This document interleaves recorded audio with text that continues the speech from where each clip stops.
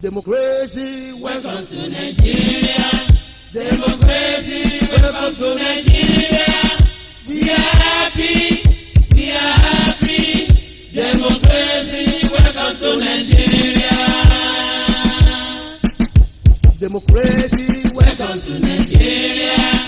Democracy. Hello viewers, you're welcome once again to another edition of One-on-One with Debbie Oluchi. And today I have a guest with me. This is someone who has everything it takes to talk about the Yoruba culture. And in case you have a lot of questions running through your mind as regarding the Yoruba culture, then sit back and relax, watch myself and my guest as we speak in that line. Oh, good morning, sir, and you're welcome to One-on-One on Pepradio. Morning. Yes, sir. Can we meet you, sir? Yeah.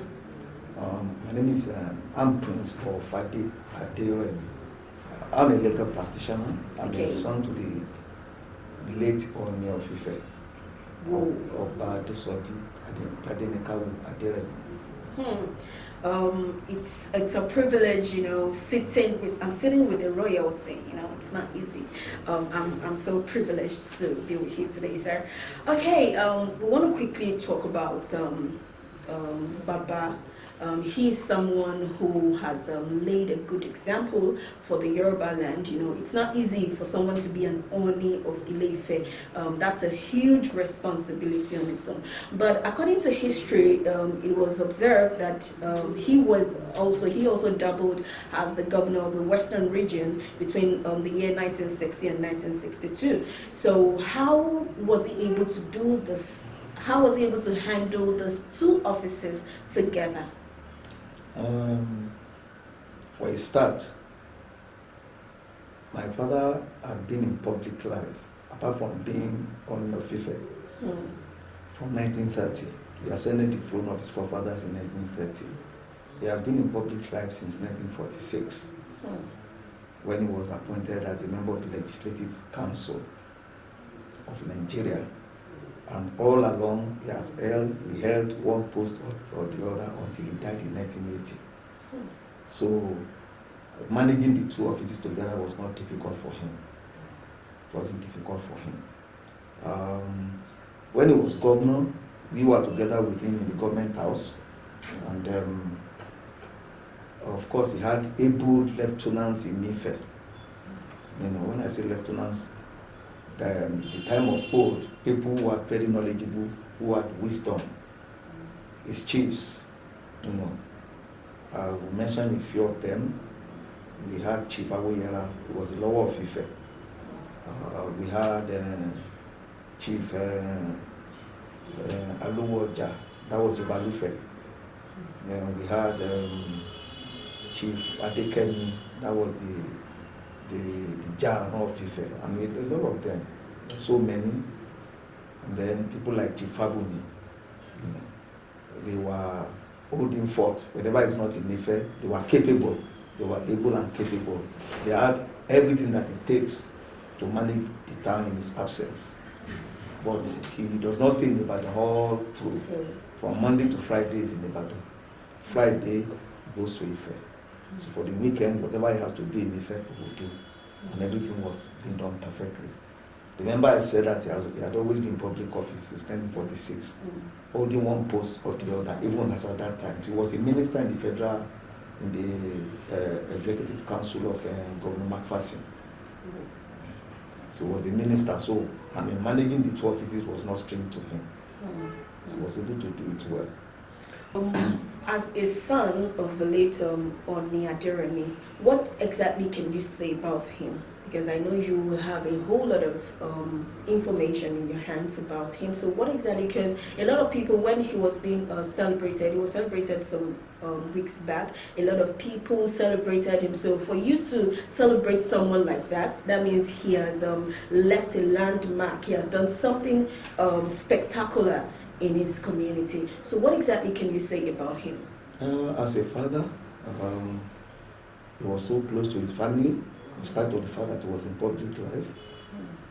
He had many wives, and he had many, were very many. But one thing that would, that baffles me is that he has a one-on-one relationship with his children. And how does he do it? I don't know. But I know one thing, he has a file for each child. So he monitors the progress, the growth, progress and everything of each child. And when he wants to engage any child, when he invites you into his office, your file is on the table.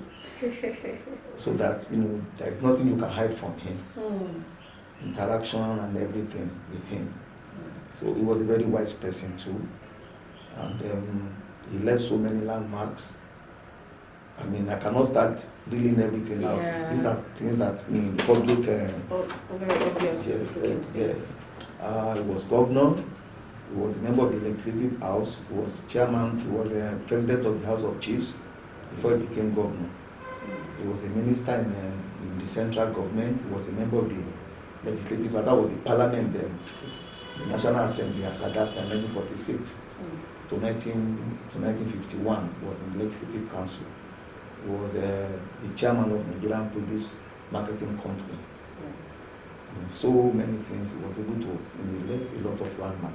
And when Nigeria, all the constitutional conferences they had before the independence, he took part in everything.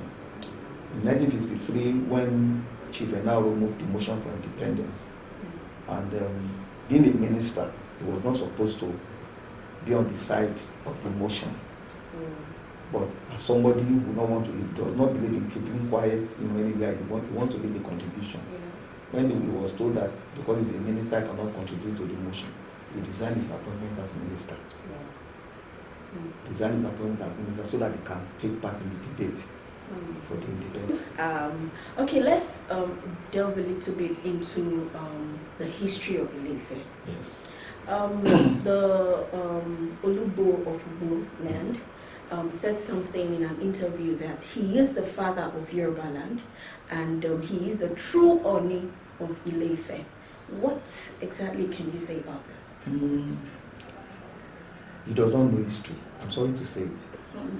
He doesn't know history at all. You see, because in those days we were not lettered. Yeah. We don't really have any document to really, as proof of what we are saying. But history is passed down from one generation to the other. Ile-Ife was a community where some people say that they came from Mecca. That one is not true. This is a fallacy. It's not true. Because if you look at the Yoruba people, we don't have anything in common with the Arabs. If we came from Mecca, there should be some remnants of yes that we can really say that that can really prove that there should be a connection. Yeah. Like Benin now, there are so many things connecting the Benin and Yorubas together. Yeah, that's true.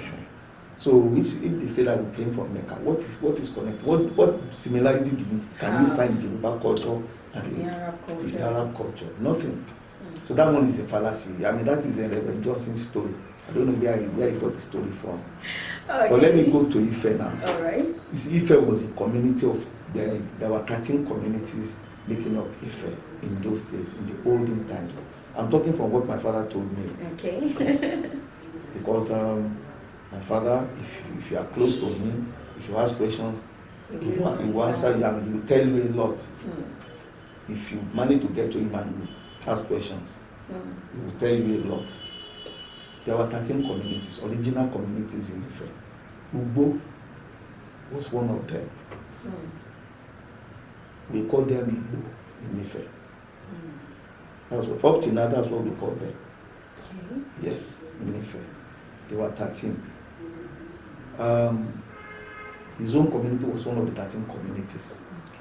Okay. Then Ideta, that was the community of Obatala.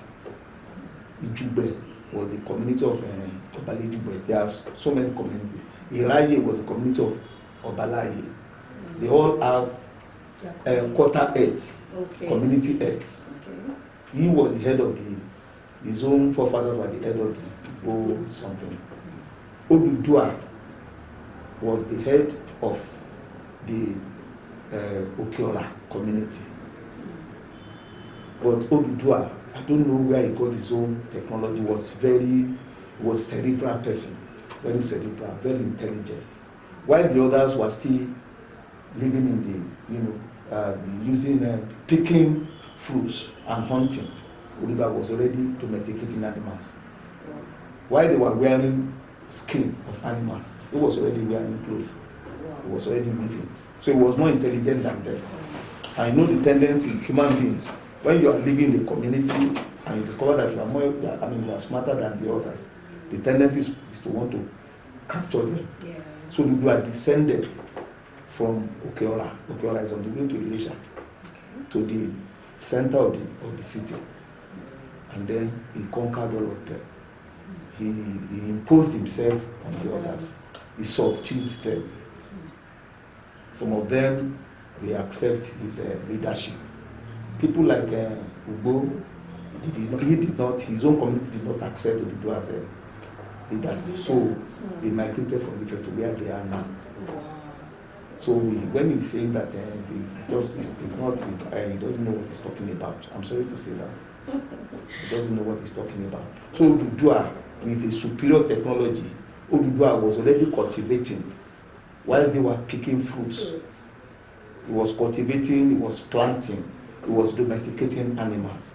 He was wearing cotton, not animal skin. So it was really more than all of them. So he was able to dominate them. Then there is a crown.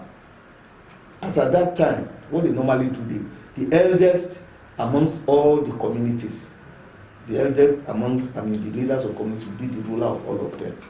So Obatala, as at the time Oduduwa subdued all of them, Obatala was the leader of the entire community of Ile-Ife at that time. Okay. So there is a crown. We call it a crown. That crown is still existing until today. That's what the Ooni puts on the Olojo festival. Only once in a year, he wears the crown. So there was a tussle between Oduduwa and Obatala over the crown. And Oduduwa was able to seize the crown from him. So the Igbo people, because they didn't want to accept Oduduwa's supremacy, they had to leave Ife. They migrated to where they are now. Okay, you said that Oduduwa was from Ile-Ife, but there is also this belief that the Benin people will say that Oduduwa is their son. It is not true. It's a fallacy. Wow. And I will tell you the reason, the logic and everything. Let me just first start from, because I'm a student of history. Okay. Yes. You see, when a particular place, somebody is there ruling them and it does not belong to their community, it means the person has subdued them one way or the other.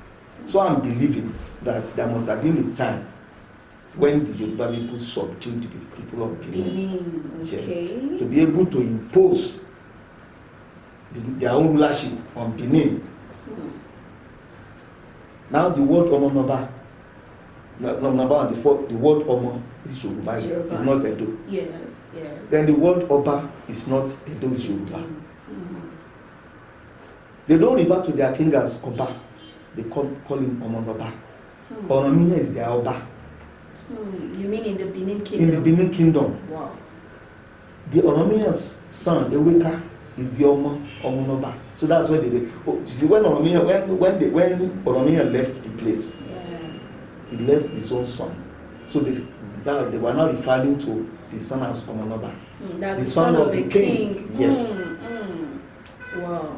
Yes. I've lived in Benin before. Okay. If you look at their culture, you will see elements of Yoruba culture in their culture. Yeah, you cannot see elements of Edo culture in Yoruba culture.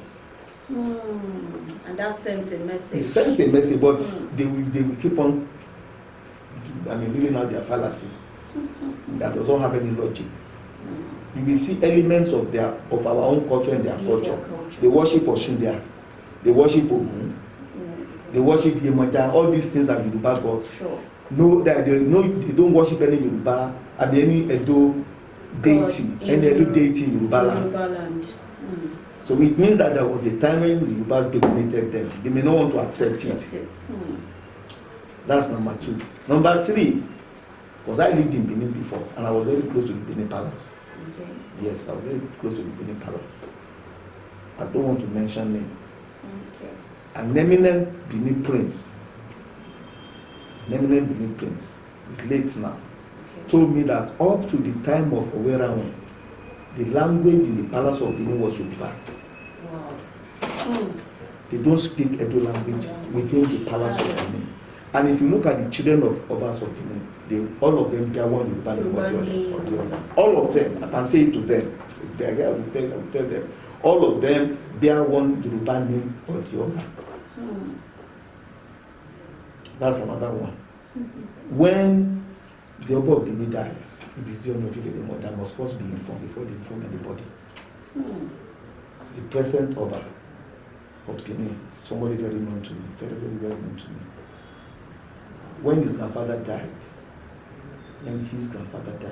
Akenzo II, my father was the first person to hear about it. And when they came to tell him, they did their ritual, the big chalk, they smashed it on the ground, and they spoke Benin language to him. So one of them interpreted that your son is dead. They didn't call him your father. Your son. He said your son is dead. That's another evidence to prove that if Odudua came from Benin to Ife, then you will see the element of Edo culture in Ife. Yeah, not the other way around. Yeah. So can we say and that? And letters that Akenzo used to write to my father, even though the difference in age was not too much. My father was older than him. But the difference in age was not too much. He used to refer to my father as my dear father. Anytime he writes in the letter, official letter, my dear father. Yes. When they are doing their coronation, there are certain things that they have to bring to Ife, and that they only must bless before they go and consecrate the king in the name. Yes. And lastly, when the Oba Benin dies, they bury them in Ife. Wow. Why didn't they go and bury him? Why did they go and bury the Ooni of Ile-Ife in Benin? In Benin. When the Oba Benin died, there is a place in Ife we call Oba Adesoji. That's where we bury their kings. Wow. Benin kings. Because we Ife, we don't call Benin, we call it Ado. That's what we call Benin. In Ife. Okay. They buried there up till the time of Oba was the last person that was not buried in it, and it was because he was deposed. It was after Oba that they started burying their kings. If you ask them, they will tell you, they won't lie about that. They buried their kings in Ife. Yes. So it's logic, although these things are not written down, but if you look at, you know that, it's real. Yeah, it's real, So can we say that Benin is a sub-kingdom under the Yoruba? Yes. There was a time the Yorubas dominated them. They may not want to accept it. The Benin, they learned bronze work from Ife. They learned their bronze work. They do bronze. Yeah. They learned from Ife people. We taught them how to use bronze. Yes. There was this time we had this war between the Ile-Ife indigenes and the Modakeke people, and especially children of the new generation might not really know anything about that war. But we want to ask you, what exactly was the genesis of this whole thing? I will tell the genesis of the whole thing. Ife is a refuge to all Yorubas.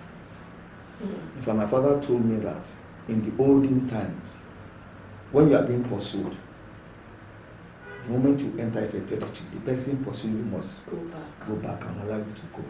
That's the kind of honor they get to Ife. And it was a taboo for any Yoruba town or city to attack Ile-Ife. In fact, there's a story that it was because Alaafin Aole at Akpomu was an Ife town. That it was because he attacked Akpomu that Oyo Empire collapsed. That one is aside.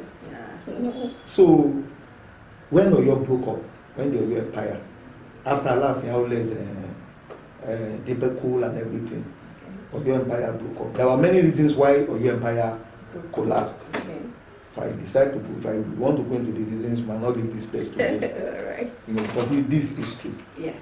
After Oyo Empire collapsed, all the other provincial cities that were under Oyo, they also collapsed. There was war all over the place. They were fighting each other. The refugees from those wars Normally, when there is war, everybody wants to Ife because Ife is the home of everybody, Sure. to the Yoruba people. So they ran to Ife. They ran to the Ooni of Ife. The Ooni of Ife at that time was Ooni Akemoye was the Ooni there. When they came, normally when that kind of thing happened, they came in droves. There were very many. He now consulted his oracle. He called the oracle. They put it down. The person in charge of the oracle said, he said, Kabiyesi. He said, what did Ifa say? He said, don't take these people. But they are my people, they are Yoruba people, they are our children. We cannot drive them away. Ifa told the Kabiyesi that we should not take them that. I will say it in Yoruba, àlejò ọ̀ràn ni wọ́n. Àlejò, you know what? I don't know if I do. àlejò ọ̀ràn. They come back down. Àlejò ọ̀ràn ni wọ́n. But the Ooni was now caught between two deep seas. What could I do? I cannot send them away. They are our people. He now devised one method. Now called all the families within Ife. Compounds, you know, in those days we live in compounds. Called all the heads of compounds. He now distributed them amongst all the heads. You take 10 people, go and give them land where they will farm. Give them where they are going to build their homes. Let them live with you. You take 20. Distributed them like that. So they were living within the town. Okay. And they were doing very well. They had settled down, they were doing very well. Along the line, they wanted to show appreciation to Kabiyesi. Okay. They took one of their damsels, one beautiful lady, gave it to Kabiyesi. Kabiyesi, we want to show our gratitude to you. Marry this one. Kabiyesi married that one. Along the line, he gave back to his son, Adegunle. Okay. That Kabiyesi died. Then two other rulers, three, came after that Kabiyesi, in succession after each other. Then at a point, Adegunle was a very wealthy person. He became very wealthy. He was a farmer, he became very wealthy, he was very rich. When the throne was open and he was old enough, he contested for the throne and he became the Ooni. So the first thing he did, his mother's people, he just grabbed, the place where they are now, that we call Modakeke now, belongs to 4 families in Ife. But he forcefully took that place from those 4 families and settled his mother's people there. That is the genesis of the problem. But in Ife, we have there's a court. Just like we see them as the Supreme Court in Ife. If you have any dispute with the Ooni, you will take your dispute to that court. Okay. Just like we have the Shugo in Jebu. We call them Onimole. So those 4 families now took the case to the Onimole that Ooni Adegunle forcefully seized their land and they settled his mother's people on the land. You see, Akemoye did not want to settle them in a place because he knew that eventually they might rebel against him. That was why he distributed them. Okay. He has not given them their own, they now have their own town, so to say.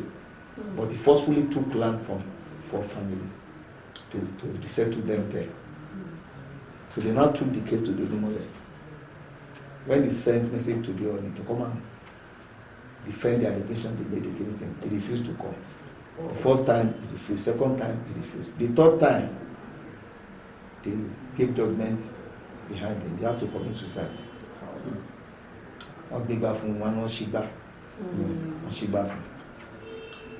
So, but he refused to commit suicide. Now, they now arrange within the town that, okay, on a particular day, they are going to attack that community. They attack that community, and they also attack the palace and kill the Ooni. There was one of the Onimoles, one of those people on the panel of judges, one of his children, the daughter had married one of the settlers. Wow. And he knew that on this particular day they are going to attack that community, the settlement, and his daughter's life is in danger. He now went to the son-in-law. He wants to take his daughter back. The man said, I'm not treating your daughter. So She's looking for, why do you want to take? Why? At the end of the day, he now opened up that on such a particular day, we are coming to attack that settlement. And he does not want his daughter to be like to be in danger. That one just took the information, took it to the elders of the settlement. From there, they went to Ibadan to solicit for the support of Ibadan. You know, Ibadan people were warriors, they were fighters. Went to Latosa, reported to Latosa, so they attacked Ife. And that was the taboo. You don't attack Ile-Ife, nobody does it. So on the particular day they were going to do the thing, the Ibadan to just overwhelm Ife. There was a serious war, but the Ife were able to kill the Ooni, they killed Adewila, they killed him. But they overran Ife. So that Ife had to, he looked from Ife and went to one village, the Soya. Soya is the village in Ife. So they settled there for some time. After some time, the other Yoruba people intervened that you can't do this to our source. This is our source. At the end of the day, they settled the matter. But the matter, the surface again in 1882 happened again. Ife tried to drive the Modakeke people away from where they was, where they are presently staying now. They tried to drive them away. Ibadan people intervened again. It was during the Kiriji War. It was during the Kiriji War. They intervened again. They drove them away. They drove them to Isoya second time. And that thing was on until the Kiriji War ended in 1886. But that was not the end. There was a treaty signed amongst all the belligerents, all the people fighting themselves, the Ibadan, the Kitipalapo. Okay. The Jesha and Co, they were on one side, the Ikiti. They are facing Ibadan. Okay. So there were Ibadan and Modakeke were together. They now signed, there was a treaty. Part of the treaty was that Modakeke will be vacated. They are going to move them away from that place to across the Shasha River. There's one river on the way. If you are going to Ife now, you want to move them to the other side of that river. But that treaty was not implemented. That part of the treaty was not. Other parts were implemented, but that particular part, Ibadan did not allow them to implement it. Along the line, late on Olubushe's Olubushe the first, great grandfather to Olubushe the second, the one that died recently. His great grandfather now became the Ooni, and one of his main agenda was to drive these people away. He tried all he could. He just tried to use influence, but Ibadan people were blocking him. He now consulted the Oleku, what should I do? Oleku now told him that, well, you are going to carry a sacrifice. You are going to use a human being to do the sacrifice. Once you can carry that sacrifice and drop it at Modakeke, that the following day they will vacate the place without firing a shot. And they will vacate the place. But they now gave him a clause that you are not going to see the next Olojo, you are not going to celebrate the next Olojo. He said it does not matter. He's ready to give himself up. So he did the sacrifice, he carried it there. Within 2 days, they vacated the place without fighting. They left the place. Then in 1922, the person who succeeded him at Emiluyi, as at that time, the colonial government was they were now paying salaries to kings, to the Obas, and they will base your salary on the population of people you are ruling. So that one just went to where they ran to, start to beg them to come back. So that was how they came down, and now the problem was brought back again to different people. One thing one cannot run away, these people are the Yoruba people. They are our people. You cannot really drive them away completely. And my dad, he was born about the time when Yoruba land was in turmoil. So he really knew the value of peace. If you don't have peace, you cannot make any progress. You cannot develop where there cannot be any development where there is no peace. So he knew that he had to manage these people. And he was able to manage them so well, and they even love him. Throughout the 50 years he was on the throne, they did not make any trouble. It was when Shibade got there again that started. What his father, his great grandfather did, he wanted to do it again. But like I said, these people are Yoruba people, they are our people. Yeah. And when you look at the setup of Ife and Modakeke, we have entered each other. Yeah. There are so many intermarriages. I have relations there. And I know that there are many Modakeke, virtually every Modakeke man has relations in Ife. Vice versa. Chijwade had relations there. So we cannot throw them away. We just have to find a way that we will live together in peace. After all, we are the same stock. Yeah. They are Yorubas too. Speak the same We language. speak the same. Why should we now fight each other and then start killing each other? All right. Talking about, you make mention of the Kiriji War. Yes. And I'm sure we had other wars back then. Yes. Do you think this wars, especially making reference to the Kiriji War, do you think they had effect on the Yoruba land, a negative effect on the Yoruba land? In a way, they had negative and positive effect. Politically, it was the first time Yoruba people knew that they can come together. It was the first time that Yorubas really showed the characteristics of freedom in them. Because what they were trying to do at that time was to throw away the pattern yoke. See, they want each person to manage his own area. We can be coming together to do things together, but you cannot come and say you want to dominate me. Because those days, Ibadans were really dominating them. They have something they call Ajele. You put somebody, that was the cause of Kiriji War. Okay. But the people had Ajeles in all those. That's spies. Not spies, representatives. Okay, let's look into the Yoruba history. There was a time we had this controversy as to the name Yoruba, and I remember then Fani Kayode said the name Yoruba was from as its origin in the Hausa language, from the word Yariba, which means someone that is shady, someone that is deceitful, and all that. And one of the spokesmen for Afenifere too said there is a need for our historians to look into the name Yoruba, because in the Yoruba land there is this belief that there is this uniqueness about names. We attach a whole lot of meaning to names. So what do you think? Do you think what Fani Kayode said about the origin of the Yoruba, the name Yoruba, do you think is true? It is not true. The word Yoruba is not an Hausa. It's not an the Hausa people, some Hausa people passed that comment at that time that the word Yoruba is not Hausa.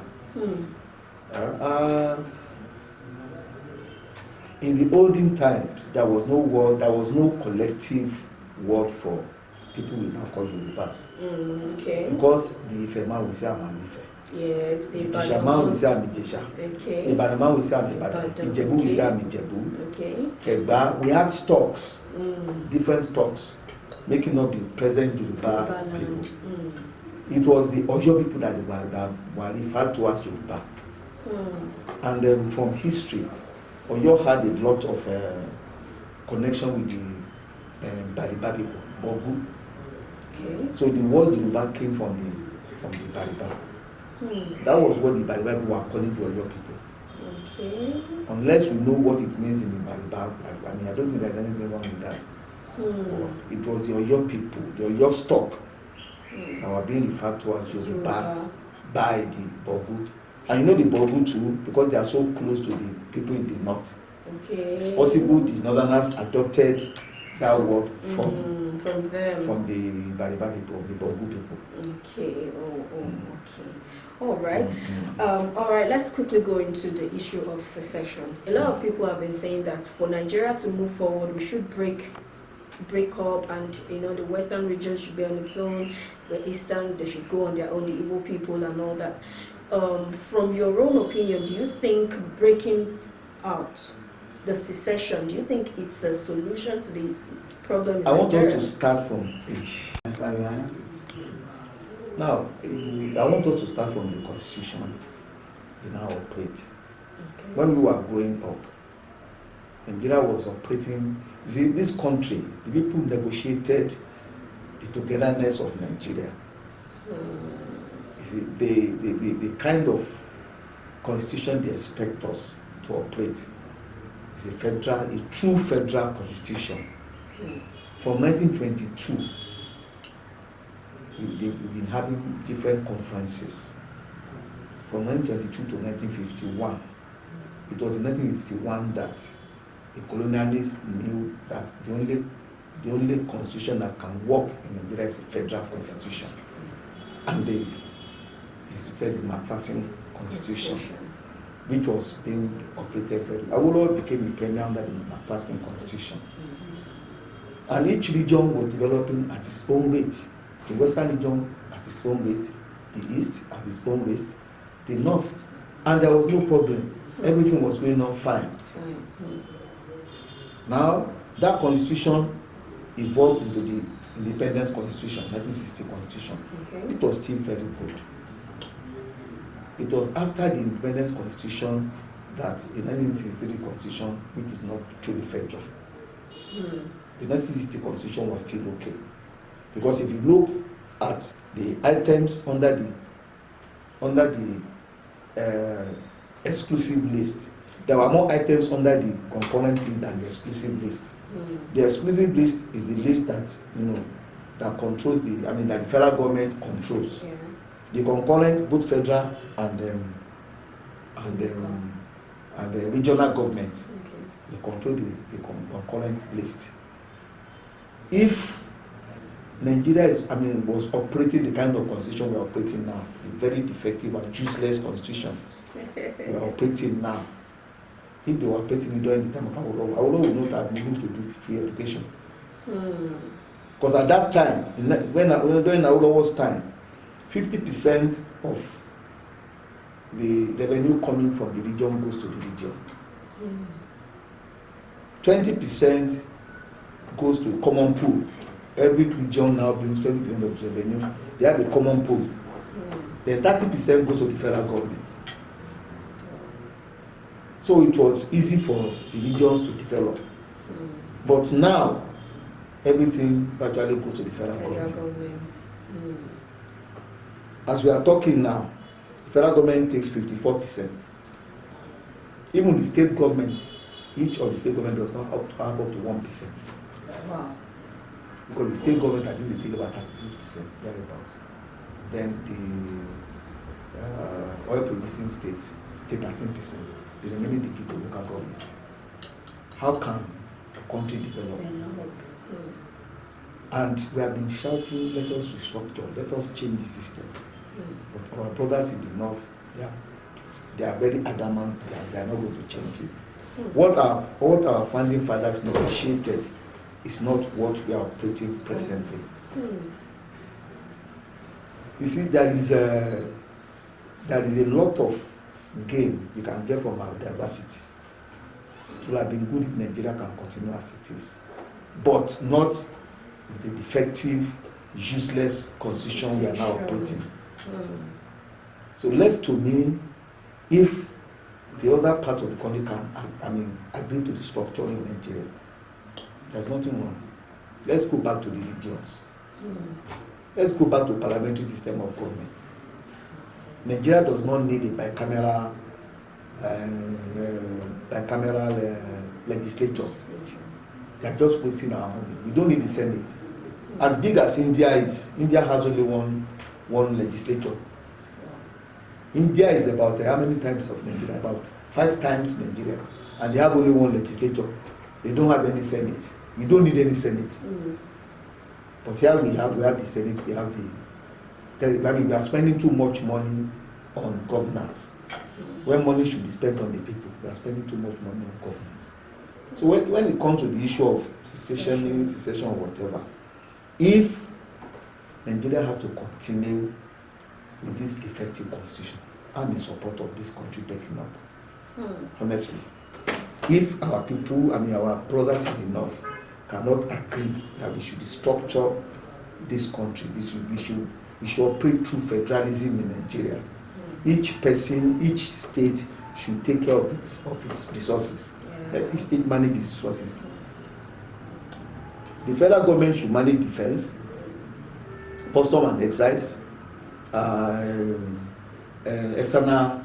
external service. And that's the way it should be. Every other thing should be left to the regions. And then there should be a residual list. We shouldn't have only 2 legislative lists. We should have 3. The exclusive for the federal, concurrent for both federal and then residual for the states. There should be some items that should be operated by the states alone without involving the federal government. Because we say we are copying America. That is what is happening in America. Somebody copy the person very well. Yeah, that's true. A situation where the states have to go cap in hand to go and beg for money in Abuja is not good for Nigeria. And that is why we are not making any progress. So as for secession, honestly, I would have preferred that Nigeria should remain as it is. If there is restructuring, if the constitution is changed, completely changed. And you see, they are talking about amended. It cannot be amended. I'm a lawyer. If you look at the constitution, the areas, the sections of the constitution providing for amendment of the constitution, there is no way any section of the constitution of Nigeria can be amended with the kind of stumbling blocks that they have already placed. That Yadudu drafted that constitution. He was my classmate. He drafted the constitution. He's a full animal. And he made sure that there is no way that constitution can be amended. And what did Yadudu? You were amazing in the university. He drafted that constitution. In the law school. We even sat together in Ondo State. So I know what I'm talking about. Unless we have a new constitution, not amended constitution. They're talking about amendment. That constitution cannot be amended. It will remain as it is. Because the provisions of the constitution, providing for amendment, they are so strenuous. They are so rigid. They are very rigid. They are so rigid that there is no way any part of that constitution can be amended. Okay, let's quickly talk about, let's come back to Yoruba. I've gone to Nigeria, let's come back to the Yoruba land. Talking about our value system in the Yoruba land. If we will be truthful to ourselves, we will discover that a whole lot of things in the Yoruba culture has been watered down. Completely watered From down. the family level, you see a whole lot of Yoruba children who can't even speak the language. Even our value system. Everything has been watered down. Destroyed. And especially almost destroyed. With the influx of the Western culture, everyone wants to look like an Oyibo man and all that. What do you think we can do to really, because like you said something when we started earlier, that this history that you have told us today is not something that we can find in any document. It was being passed down from one generation to the other. And the same thing with our culture. It is supposed to be passed down from one generation to the other, but it stops, or it is being disturbed if I can't pass my culture successfully to my children. So what do you think we can do to uphold the value system of the Yoruba culture, most especially? You see, everything devolves on us. Our parents, we the parents, everything devolves on it. It's what you hand over to your child that he imbibes. Sure. Yes. I was talking about our value system. I used to have a friend, and my friend, he made money, and then he bought a car. This was in 1983. He bought a very big car. He brought it home. He called his father to come and play on the vehicle. And the father said no. He said, I cannot play on this vehicle. He said, because I don't know how you I don't know where you got the money you got it from. I'm not going to enter this car. And I'm not going to play on it. You can go and do whatever you like with your car. And the man refused. He refused to play on the car. He refused to enter the car. We all know, the friends know where he got money from. It was not through legitimate means. It was not through legitimate means. And the father also had the inkling that what business have you done that you can buy this kind of car? Big Mercedes Benz in those days, 1983. Big Mercedes Benz. He said, and he refused to enter the car. That was when we had family. Nowadays, the father will enter it, he will pray on it. He doesn't want to care where he got the money from. We have lost our values. Then our children, they cannot speak our language. Like I said, it has to do with us. It is our fault. In my own case, when my children were growing up, I made a rule: when you get to your school, speak English. When you get to my house, I don't want to hear English inside my house. When you get to your school, you can be talking in English. When you get to this place, no English. So that was how I was able to inculcate. All my children can speak Yoruba very, very well. And it did not end there. I ensured, I made sure that all my children went to University of Ife, Oba Adesoji University. Because I wanted them to be near home. So they are very used to Ife. Not only that, I made sure that they went to school. I took them to our ancestral home several times so that they know this is where we come from. So it has to be with us. We have to teach our children to speak not only speak our language, the culture, the value system. We have to incorporate it into them. All right. Okay, before we wrap up the program now, okay, so you're going to give your advice to Yorubas and you're going to give your advice to Nigerians generally. Let me start with Nigerians. Okay. Yes. This country is not properly managed.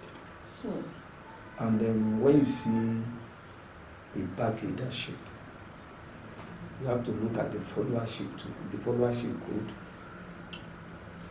You see, a situation where we see something that is going on and we keep quiet. We are not doing anything. Look at what happened in America about some few months ago. It did not allow it to stop in America. It's already worldwide. Yeah. This Black Lives Matter. It's all over. You see, it's because people refuse to keep quiet. Yeah. But in Nigeria, we always have that attitude of adapting. When the situation is bad, we adapt. When they bring a bad situation, after some we grumble, and later we adapt, and then the life continues. And that is the reason why there is so much looting, stealing, and everything going on in this nation. Look at the NDDC or whatever, this Niger Delta or something. Okay. They have been giving, money is being. At least they're giving us 13% of whatever is coming in from oil revenue. What are they doing with the money? The people, they are not saying anything. They are not complaining. They are not complaining. It's only when they started all this probe that we can see the wholesomeness of the looting that has been going on in that place. And it's because the people kept quiet. The followership is bad. The leadership is rotten. The followership is bad. So that is why things cannot change. If we continue this way, we keep quiet when we see that our leaders are doing something that is wrong. I don't see Nigeria making any progress. Coming into Yoruba land, we have a duty to inculcate our culture into our children. We have a very good value system in Yoruba land. From time of year, we have very good value system in Yoruba land. Like I was telling you what happened to my friend. Yeah. And I know it happens in so many families like that. If you cannot explain where you got your wealth from, then go with it. Then go away with it. They will not envy you. They will not even associate with you. Then we have to come together and improve Yoruba land. Since Awolowo's government, since the army intervened in Nigerian in the governance of Nigeria, that was then the progress of the Western region. The Yoruba land was brought to a halt. But we shouldn't sit down and keep quiet. We should come together and look at ways and means by which we can develop Yoruba land again. We can continue where Awolowo left off. Wow. All right, thank you very much, sir. It's been an insightful moment with you. I'm not Yoruba, but to an extent, I have this rich understanding about the culture of Yoruba and a whole lot of things that even Yorubas themselves don't know about. And you know, the one that is so intriguing is the history you gave me concerning the Bini people and how that Benin is a kingdom under the Yoruba and how they bury their kings in Ile-Ife and all that. I want to appreciate you, sir. I want to thank you for granting us this privilege to talk to you and to feature on our program. And we look forward to seeing you do greater things in the country and in the world at large. Thank you very much, sir. Thank you for having me. Yes, sir. Wow, so that was it from Prince Bowofade Adebukola Aderemi, who is the son of Oba Martins Tadenikawo Adesoji Aderemi, who was a former Ooni of Ile-Ife. And I want to believe you've enjoyed every aspect of this interview, and nothing to doubt about it. It's so insightful, so educating, so informative, and I want to believe you will go out there, especially for those that are in the Yoruba clan, you'll go out there and make a difference in your culture. Thank you very much for joining me once again on the program One on One on PEP TV. My name remains Debbie Oluchi.